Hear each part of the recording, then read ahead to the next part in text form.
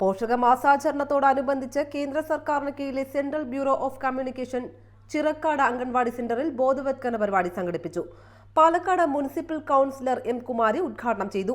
CDPO Sajida M, field publicity officer Prajith Kumar, Suresh Kumar M, Jimmy Johnson, ICDS supervisor Smitha, anganwadi teacher Sheela തുടങ്ങിയവർ സംസാരിച്ചു. ശുചിത്വ ഭാരതത്തെക്കുറിച്ച് clean Kerala sector coordinator PV Sahadevan, പോഷകാഹാരത്തെക്കുറിച്ച് retired health inspector Shaji K തുടങ്ങിയവർ ക്ലാസുകൾ നയിച്ചു. ഏക് പേട് മാക്കേ നാം പദ്ധതിയുടെ ഭാഗമായി വൃക്ഷത്തൈ നട്ടു. സ്വച്ഛതാ കി സേവയുടെ ഭാഗമായി അംഗൻവാടി പരിസരം ശുചീകരണവും നടത്തി.